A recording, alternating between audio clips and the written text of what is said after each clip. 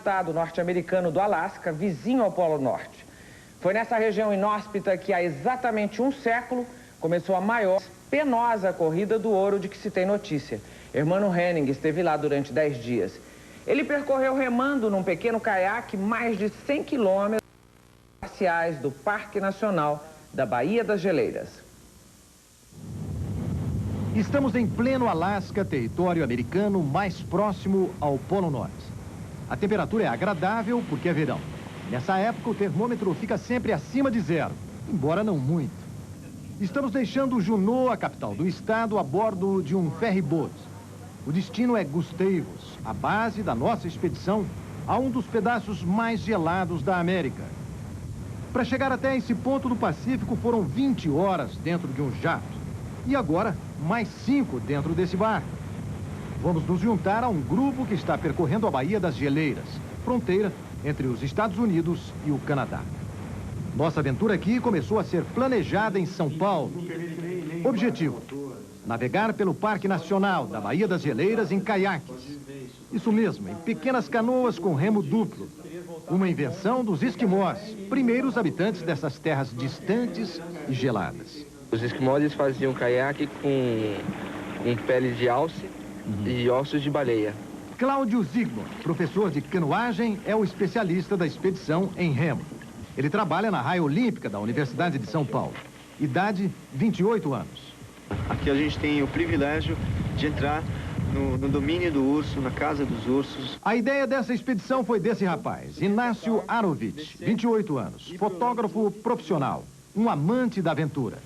As imagens são exclusivas, únicas e eu nunca vi em nenhum lugar. Louise Shin, também fotógrafa, é a única mulher do grupo. Louise também é jornalista. E o físico? Sofre muito? O corpo sofre muito? Porra, sofre pra caramba. Tá vendo, né? Porra, bunda. Porra. No começo eu não conseguia dar 10 remadas. Aos 31 anos, Antônio Carlos Lenzi é um aventureiro com alguns quilômetros rodados. No bom sentido, é claro. Toco, como é conhecido, depois de percorrer todo o quente continente africano, veio remar aqui, no meio de muito frio. O primeiro trecho da expedição, só com os 4, saiu da Ponta Tingle, pelo canal de Muir, até o glaciar de McBride.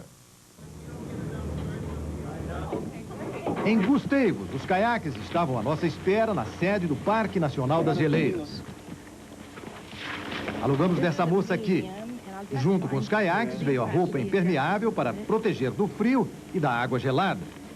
You're set. You're there. And your boots are comfy. Down here has 2 foot pegs, and by squeezing... Foram muitas recomendações, mais uma lição teórica de canoagem e, muito importante, a obrigatoriedade de assinar um termo assumindo total responsabilidade pelos riscos que iríamos enfrentar. A moça ficou mais preocupada ainda quando Inácio disse a ela que eu não sabia nada de caiaques. Uma meia-verdade, porque antes da viagem remei numa dessas canoas na Raia Olímpica da USP. Foi lá que encontrei Cláudio pela primeira vez. Confesso que o caiaque também. Aprendi a não deixar a canoa virar. Aqui em São Paulo tudo bem, mas no Oceano Pacífico com aquela água gelada, chuva e vento, a história é outra. Uma virada nas águas do Alasca com a temperatura perto de 0 grau poderia significar morte certa por hipotermia, que é o resfriamento brusco do organismo. Por isso, na saída de Gustavus, enquanto a gente carregava os caiaques no ferryboat, queria nos deixar numa das margens da Baía das Geleiras, era quase impossível não pensar, sem um certo receio, no desafio que estava nos esperando. Não pude deixar de observar que esse pequeno ferryboat que nos levava ao ponto de partida tinha um nome apropriado: Espírito de Aventura.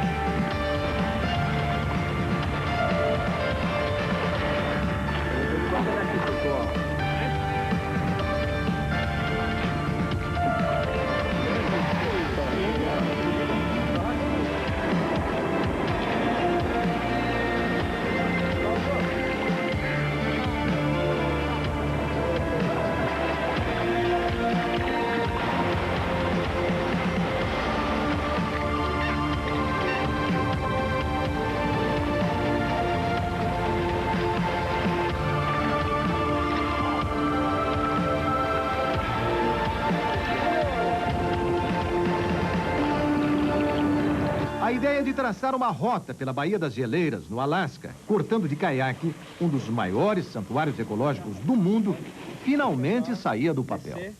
Agora era pra valer.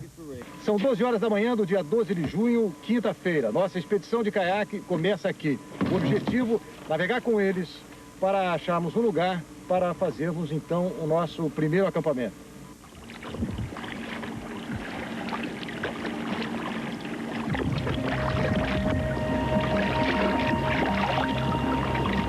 Enquanto dávamos as primeiras remadas, eu não conseguia imaginar que aquelas águas já tinham sido, há milhares de anos, uma única região de geleiras. Estávamos emocionados e deslizávamos tranquilamente em direção ao que sobrou delas. Na era glacial, as geleiras chegaram a ocupar 32% de toda a superfície da Terra e 30% da superfície do mar. Hoje, ocupam apenas 10% de toda a superfície terrestre. O retrocesso das geleiras atualmente é documentado para que se possa entender melhor como as atividades glaciais se relacionam com as mudanças climáticas.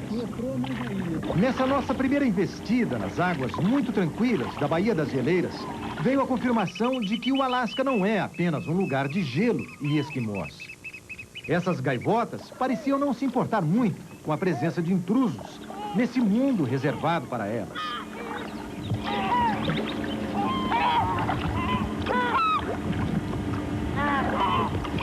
Paulo Bulhões, o câmera, se alojou no banco da frente do caiaque de Inácio. Ali contaria com a garantia de um remador experiente para dar a ele a chance de conseguir imagens como esta. A escolha de um lugar para o nosso primeiro acampamento não foi difícil. Apesar de nunca ter estado aqui, a equipe tinha informações detalhadas da área. Mas uma praia típica do Alasca é tudo pedra. Não existe aquele tipo de praia que a gente conhece no Brasil. Uma providência absolutamente necessária. Encontrar um lugar seguro para os caiaques que podem ser levados pela maré. Esse aqui é uma barraca. Isso é uma barraca. A montagem das barracas também é uma das primeiras tarefas. Elas representam o nosso abrigo de chuva e do frio. Elas são levíssimas e simples de montar. A gente economizava nosso jantar. Aqui dentro só há espaço para o colchão inflável e o saco de dormir, cujo material suporta bem o frio, com relativo conforto. À noite, que não é bem noite, porque nunca escurece por inteiro, a temperatura cai muito e muitas vezes chega a 10 graus abaixo de zero. A primeira refeição é o nosso café da manhã, bem longe das barracas, para não atrair animais selvagens. Uma bebida quente é essencial. Chá, café solúvel ou chocolate. Aqui a todo tempo se pensa nos ursos. A gente não os vê, mas sabe que eles estão por perto. Não somos nós, os intrusos, no parque, o objeto de atração desses animais. É a comida. A comida que levamos conosco. Por isso temos que ter um cuidado muito especial com ela. Pendurar nas árvores foi uma das soluções encontradas. Os pequenos containers são outra solução. São mais seguros porque evitam que o cheiro de comida se espalhe. Qual é a expectativa de hoje? Qual é o objetivo? Hoje nós vamos fazer uma remada maior do que a de ontem, praticamente o dobro, chegando até Ocean Island. Então, pelo menos 4 horas de remo. Mais ou menos 4 horas.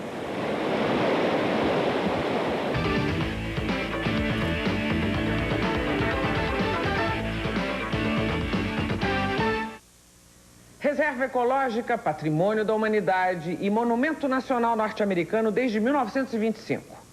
No Parque da Baía das Geleiras, o repórter Hermano Henning mostra que, mantendo uma certa distância, é possível conviver com ursos, focas, orcas e baleias. A segunda jornada no mar com os caiaques prometia ser um teste difícil. Nosso rumo foi traçado do canal Rendo até a ilha de Russell, na entrada do canal de Itá.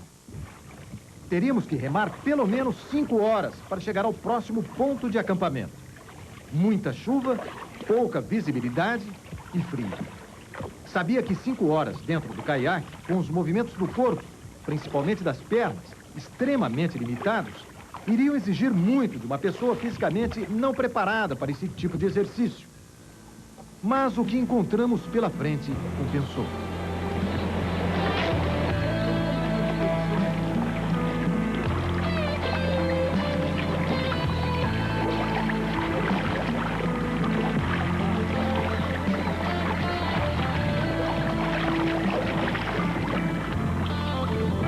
Apesar da dor constante nos braços provocada pelas remadas, sempre no mesmo ritmo, a visão da Baía das Geleiras, muitas vezes, variava de um bem cuidado cartão postal para uma miragem.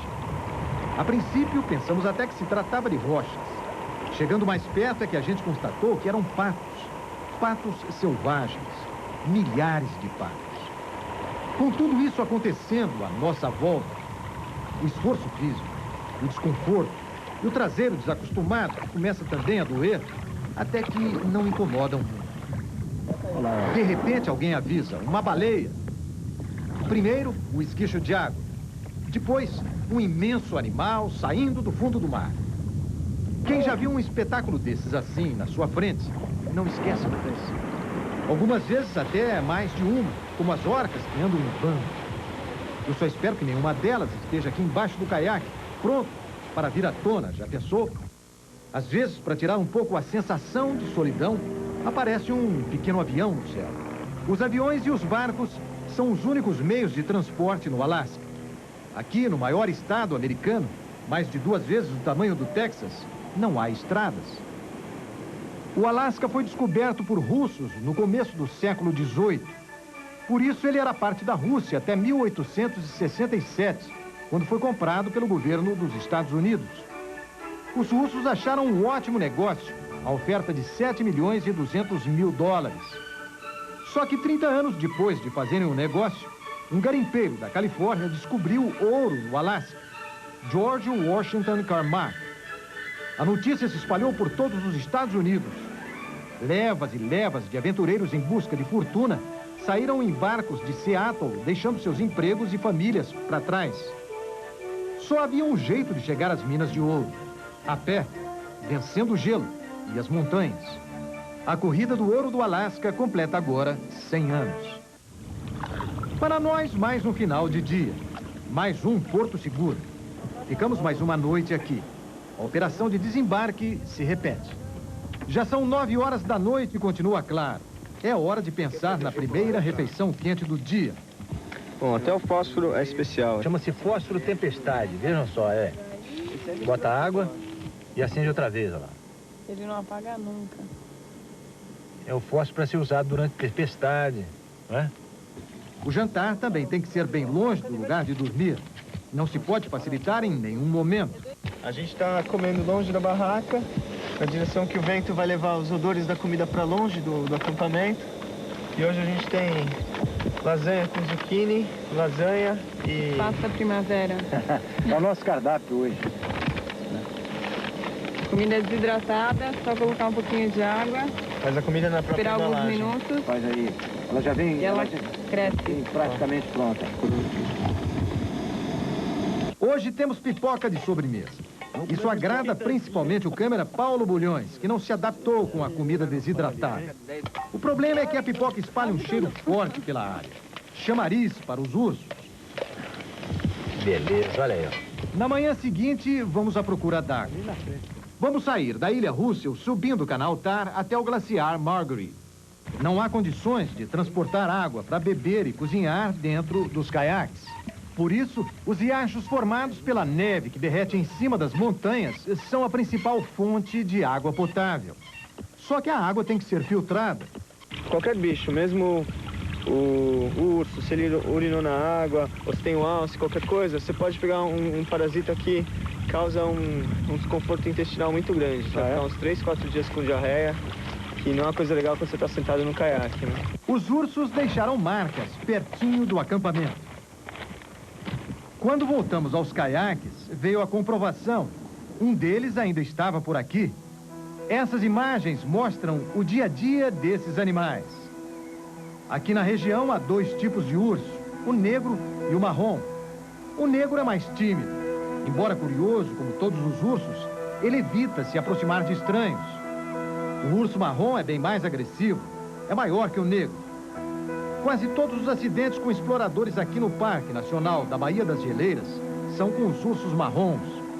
Um dia antes de nossa chegada aqui, um deles destruiu várias barracas de um acampamento de pesquisadores alemães. Sorte que eles não estavam dentro delas. A gente tem que lembrar que nós somos os visitantes aqui, a casa é dos ursos, eles E tem aqui como nos únicos locais que restam no mundo que eles não são caçados, por isso eles não temem o homem, por isso a gente tem esses riscos maiores. Mas poder observar os ursos no estado natural, não atrás de grades de uma jaula, esse tipo de coisa, é realmente um privilégio. Nessa região do Alasca, o tempo muda numa velocidade incrível. Os dias cinzentos e chuvosos são maioria, mesmo no verão. Mas de vez em quando o sol aparece. E quando ele aparece, tudo fica mais colorido, mais alegre. Nos dias claros e de céu azul, a águia, esse pássaro nobre e raríssimo que os americanos usam para simbolizar o seu país, aparece em todo o seu esplendor. Este aqui é o lugar mais distante que a gente pode chegar com os caiaques. Ali começa a geleira do Grande Pacífico. E aqui nós vamos montar acampamento para ficar esta noite.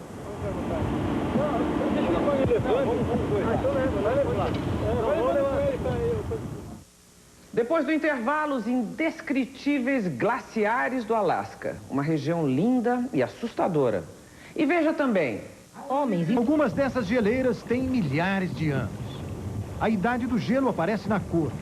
Os de tom azulado são mais antigos. E chegar de caiaque junto a esses imensos blocos de gelo é um privilégio.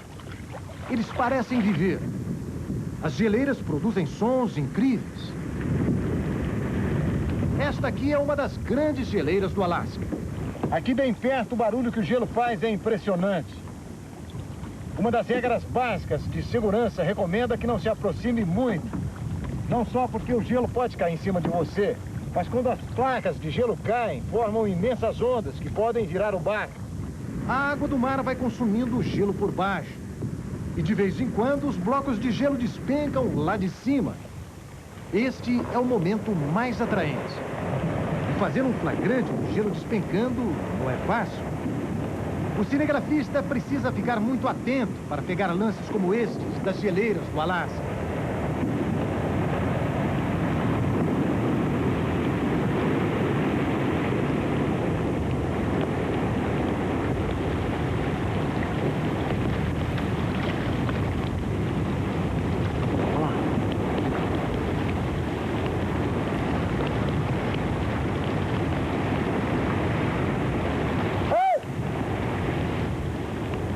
Hoje é um dia muito especial. Eles trouxeram um aparelho de telefone via satélite para ser testado aqui. É igualzinho a um pequeno computador, do tipo laptop. E funciona. Daqui do Alasca distante, Toco e Inácio falaram emocionados com o estúdio de uma emissora de rádio em São Paulo. Geralmente a 15, 16 quilômetros do local do último acampamento. Esta aqui foi a jornada mais longa e cansativa da expedição. Mais de 6 horas, remando pela baía do Oceano Pacífico. Do glaciar Margery, descemos até a entrada do canal Johns Hopkins, em frente ao glaciar Lamplugh. No caminho, o encontro com mais blocos de gelo boiando no mar. São icebergs que viajam ao sabor das ondas por centenas e até milhares de quilômetros. Alguns icebergs parecem até uma obra de arte. Vejam esse aqui, de uma cor azul esverdeada, muito bonito realmente. Como o tempo mais uma vez colaborou, uma parada para recuperar a força nos braços é sempre bem-vinda. E dessa vez, o tempo foi aproveitado com um mergulho de Toco na água fria da Baía das Geleiras. Um mergulho que tem que ter o tempo de duração muito bem controlado. É o perigo da hipotermia. Legal você estar embaixo da água e sair, e filmar o cara remando ali, né? Naquele desespero. Porra, é muito legal. E aí aquela água te gelando ali, entrando pelo zíper nas costas. Porra. Mas é muito legal, vale a pena. Mas a expedição ao Alasca não se limitou ao mar. Sempre pensando nos ursos, com medo deles, é claro, subimos as montanhas próximas ao acampamento.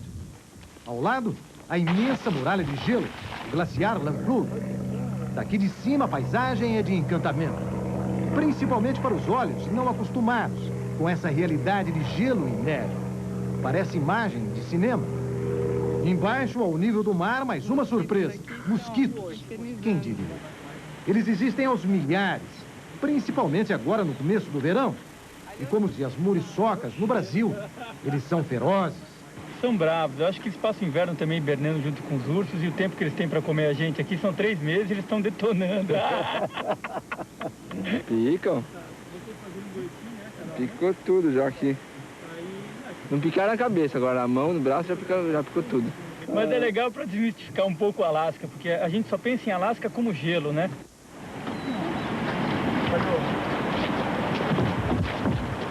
Este aqui foi o último ponto de acampamento. Com uma certa ansiedade, estamos nos aprontando para a volta. Como todos os dias, o último almoço foi feito no próprio caiaque. Nozes, avelãs, amêndoas e amendoim.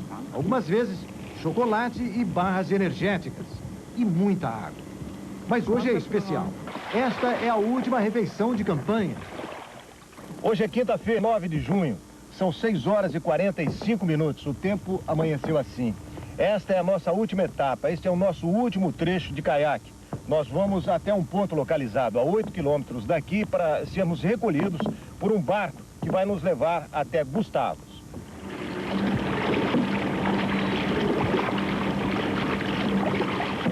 Coincidência, o tempo é exatamente o mesmo do dia em que fomos deixados aqui há pouco mais de uma semana. O espírito de aventura não demorou a aparecer. O barco se aproxima bastante da praia e por isso a operação embarque não é complicada. Minutos depois já sentimos o conforto de um ambiente aquecido e um brinde com café bem quente. Estávamos deixando esse santuário ecológico do Alasca, pensando nos pioneiros, os garimpeiros da Corrida do Ouro. Há 100 anos, tudo era muito, mas muito mais difícil. Em um século, a vida do homem sofreu uma transformação radical.